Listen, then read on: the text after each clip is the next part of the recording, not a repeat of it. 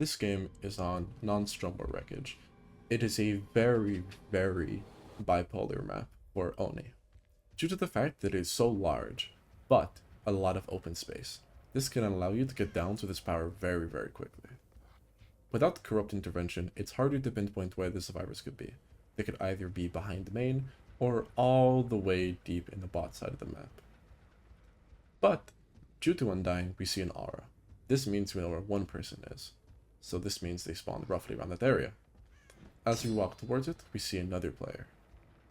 Now that we know there are 3 people, not drone generators, we can safely commit to this chase.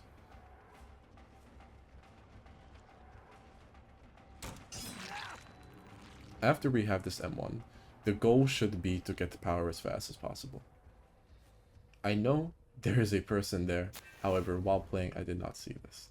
Make sure to stay aware and stay alert, because if I'd gotten that extra M1, maybe this game could have ended quicker.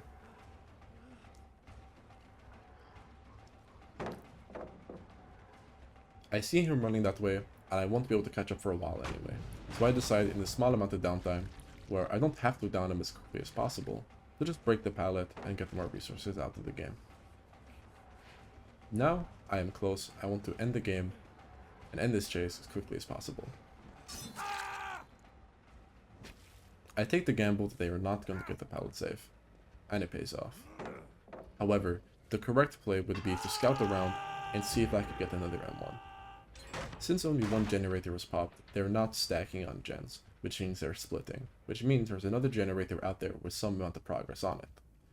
I pop power here as I see some scratch marks, and I'm trying to secure this down as quickly as possible to maintain my tempo. What is tempo?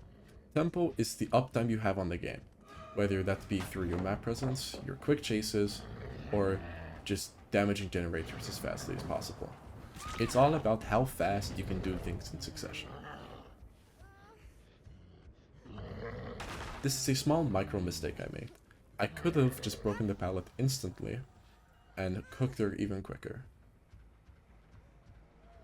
I see the 3 other survivors.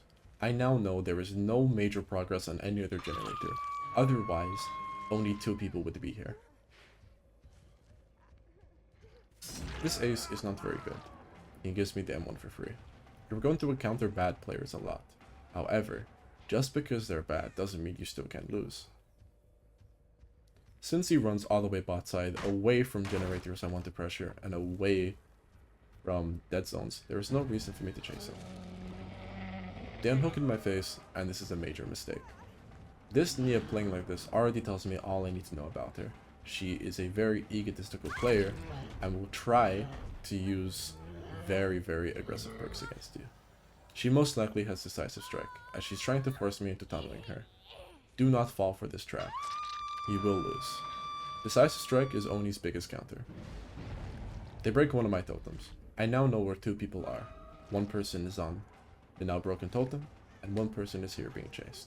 I do not know where the last survivor is. That could be on a gen, that could be running to save. I decide to slug the Nia here, because of Decisive Strike. If I pick it up now, I won't be able to catch up to her anyway.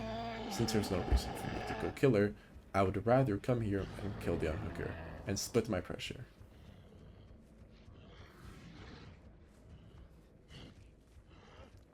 He has Sprint Burst.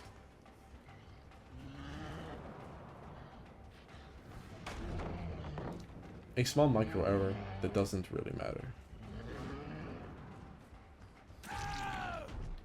I could have played a lot more safe, forced the pallet quicker, and broken it and zoned him, however we still get it down anyway. You want to be fast on this killer. You want to be doing things faster than Survivor, and forcing them to make bad decisions. Their mistake this game was by not stacking on gens, and not properly managing their resets. This allowed me to get more blood than I should have, and allowed me to have more uptime and tempo on the game. I see the Rebecca running into main. In my downtime, I break the pallet, as I have no rush to go catch up to her. Since I'm in M1, it's going to take a while anyway.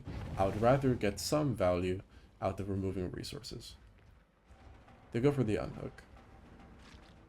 My goal? Just get blood. With blood, you have your power. And if you have your power, you are a very, very scary killer. I see him use a sprint burst. There is no pallet here, which means this is a free down.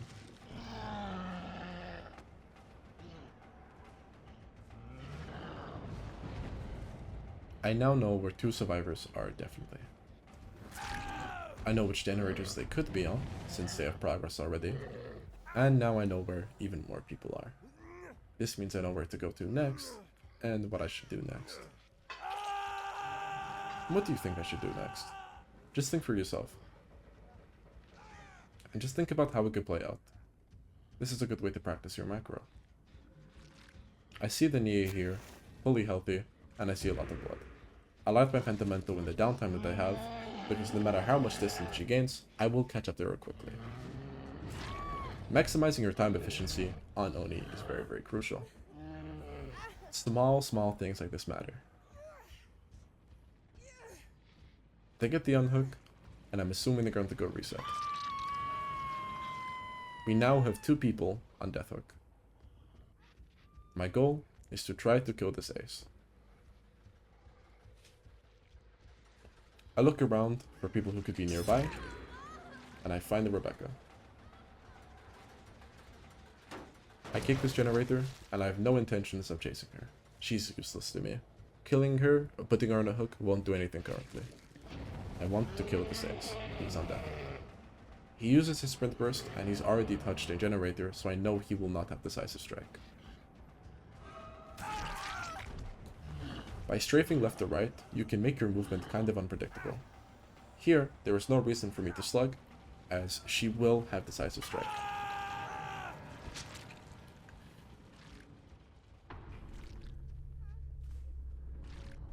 Here, I don't know where anybody else is, and it is in my best interest to delay this chase to get as much blood as I can.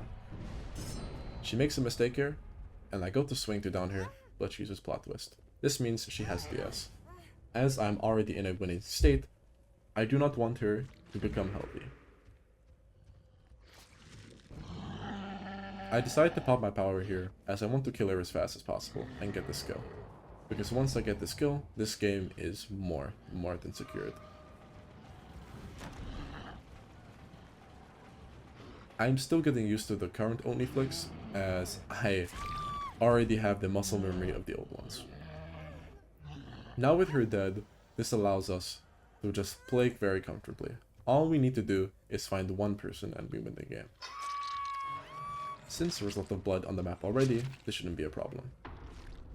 This blood orb disappearing means that she is far away.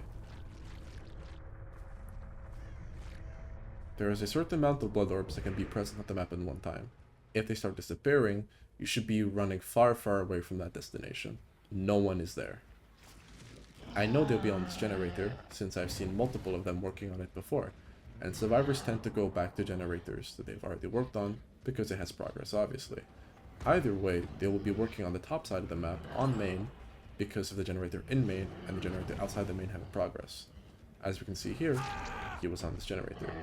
I can leave her, as he is closer by. Since I already have a lot of duration of my power still left, and speed at odds, sorry about that, I'm able to chase her down without any very hassle. I'm a lot faster than her, and she is not very mechanically skilled. No shade to the player at all. I hope this video kind of helped, and let me know if you like this style of video where I explain my thought process, well, in real time by speaking, or if you prefer the text overlay if you just want a more relaxed video. I will be releasing soon just a long video of just multiple Oni games where I won't be explaining or commentating as much, but you get to see a variety of different situations that you will be put in while playing the killer and how you play them correctly. Hope you all enjoyed, and have a good day.